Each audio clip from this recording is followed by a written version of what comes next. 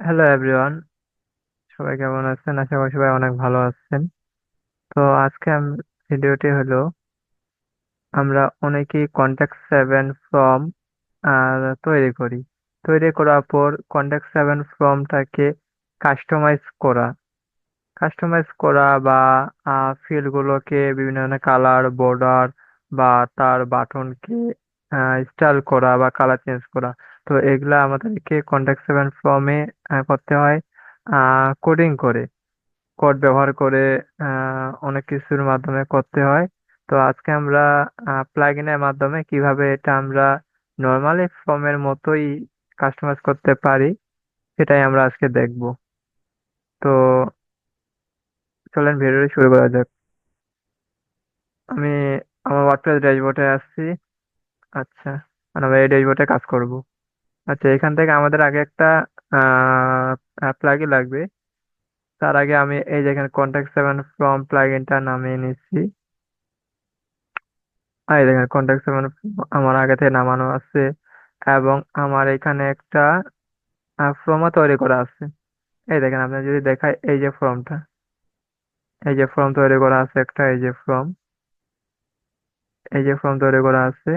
তো চলেন এই ফর্মটাকে আমরা এখন নিজের ইচ্ছা মতো আমরা কোডিং ছাড়াই কাস্টমাইজ করব। আচ্ছা, তার জন্য আমি যাব অ্যাড নিউ প্লাগইন। আচ্ছা, অ্যাড নিউ প্লাগইনে গিয়ে এখানে লিখবো এলিমেন্ট কিট। এই যে এলিমেন্ট কিট দিয়ে আমরা বিভিন্ন ইচ্ছা মতো কাস্টমাইজ করতে পারবো। এই যে এলিমেন্ট এই যে element kit, Elementor add on install. আমার ইনস্টল হয়ে গেছে, অ্যাক্টিভ। আচ্ছা, ঠিক আছে। এই যে আমার এলিমেন্ট কিট, আর এই যে আমাদের কন্ট্যাক্ট সেভেন ফ্রম। আচ্ছা, তো চলেন আমরা ফর্মটাকে এডিট করি। তো এই জন্য যাবো আমরা পেজ। আচ্ছা, পেজ থেকে যাব, এই যে এই পেজটা আমি এডিট করব। এই পেজে আমার ফর্ম তৈরি করে এডিট করবো আমরা। আচ্ছা, লোড নিচ্ছে।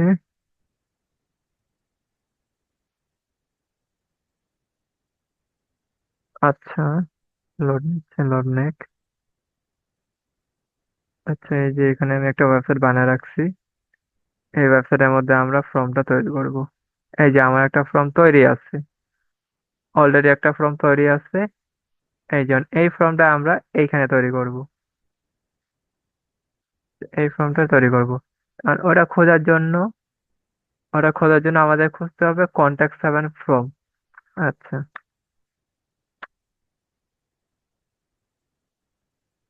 আচ্ছা, কন্ট্যাক্ট সেভেন ফর্ম খোঁজার আগে এইখানে কিন্তু ডিফল্ট ভাবে একটা কন্ট্যাক্ট সেভেন ফর্মের উইজেট থাকে। আচ্ছা, এখানে একটা উইজেট থাকে। তো আমাদের এই যে কন্ট্যাক্ট সেভেন ফর্ম, আমি যদি প্লাগইনটা যদি ডিএক্টিভ করে দেই আমি। আচ্ছা, ডিএক্টিভ করলাম। ডিএক্টিভ করে দেওয়ার পর যদি আপনাদেরকে আমি দেখাই, সেক্ষেত্রে কি উইজেট এসে দেখেন।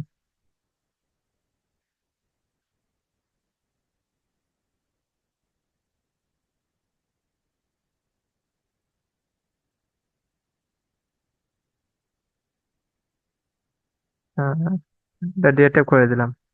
এই দেখেন, প্লাগইনটা ডিএক্টিভ করার ফলে কিন্তু এই যে আমার এই উপরে একটা ফর্ম তৈরি করা ছিল, এটা চলে গেল।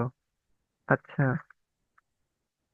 এখন যদি আমি কন্ট্যাক্ট লিখে সার্চ করে দেখেন, কিচ্ছু আসতেছে না। এই যে কিচ্ছু আসতেছে না। এখন এই যে আমাকে এইখানে একটা ফর্ম তৈরি আছে, মানে এই ফর্মটা যদি আমি এখানে আনতে চাই, তাহলে আমার এই শর্টকাটের মাধ্যমে আনতে হবে। এখানে শর্টকাটের মাধ্যমে আনতে হবে। শর্টকাটের মাধ্যমে আনে বিভিন্ন এচটিএমএল সিএসএস করে আমাকে ফর্মটা ডিজাইন করতে হবে। তো আমরা সহজ পদ্ধতি দেখবো। তো আমরা যদি এই যে দেখছেন, এখানে কোনো ইয়া নেই, উইজেট নেই, কন্ট্যাক্ট ফর্মে কোনো উইজেট নেই।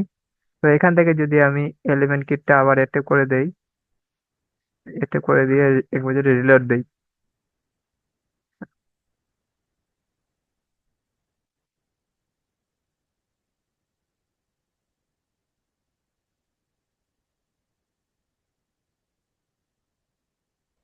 লোড নিচ্ছে।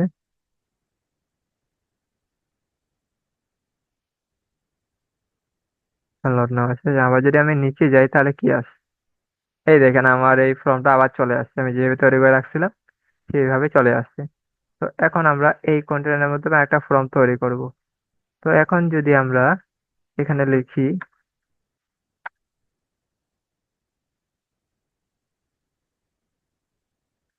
এই দেখেন কন্ট্যাক্ট সেভেন ফ্রম, এই যে কন্ট্যাক্ট সেভেন ফ্রম, তারপর এখানে ফ্রম, তারপর এখানে আছে we ফ্রমস, WB ফ্রমস, Ninja from, fluent from. মানে এখানে 6 রকমের ফর্ম আপনারা এই প্লাগইনের মাধ্যমে কাস্টমাইজ করতে পারবেন, কোনো HTML CSS কোড লাগবে না। তো আমার এখানে যেহেতু কন্ট্যাক্ট ফর্ম 7 আছে, কন্ট্যাক্ট ফর্ম 7 দিয়ে তৈরি করা আমার ফর্মটা, তো এখানে কন্ট্যাক্ট ফর্ম 7টা আমি নিব।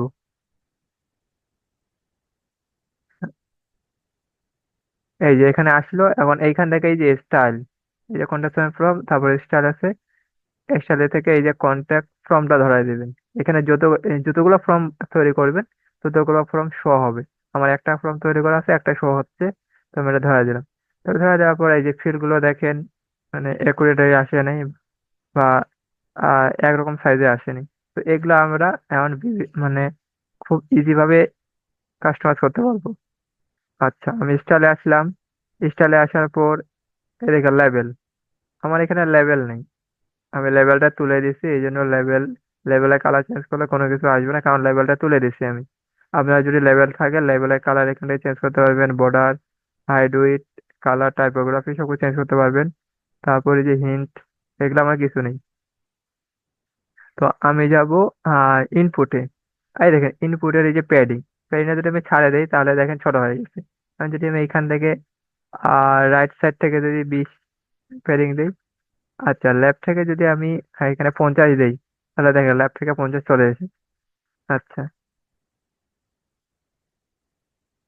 আচ্ছা, তারপর লেফট থেকে প্যাডিং দিলে চলে আসলো। তারপর যদি আমি এইখান থেকে যদি আমি এখান থেকে এই ফিল্ডের উইডথ কম বেশি করে, তাহলে দেখেন কম বেশি হচ্ছে।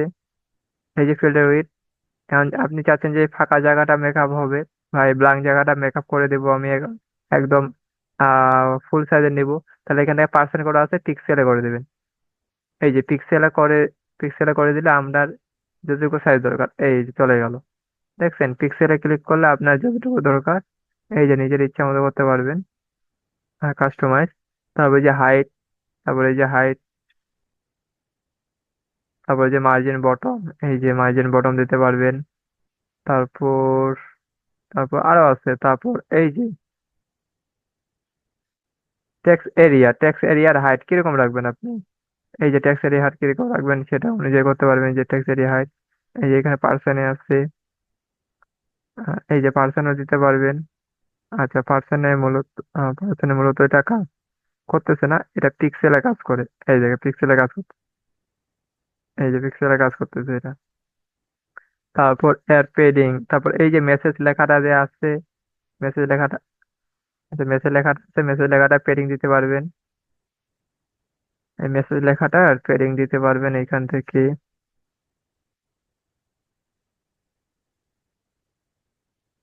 এই যে টপে পেডিং দিলাম আমি 50, এই যে 50 চলে আসলো।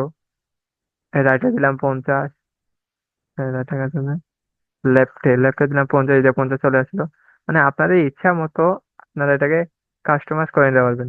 তারপর বিভিন্ন অ্যানিমেশন কালার দিতে পারবেন, বর্ডার দিতে পারবেন, মানে বিভিন্ন এভরিথিং সবকিছু করতে পারবেন।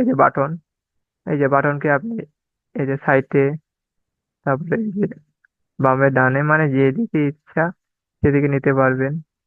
তারপর এটাকে স্টাইল করতে পারবেন, এই যে হোভার করলে হোভার কালার চেঞ্জ হবে, এই যে হোভার কালার দেওয়া আছে এখানে, মানে এভরিথিং করতে পারবেন মানে ইচ্ছা মতো। তো এই ছিল আজকের ভিডিও।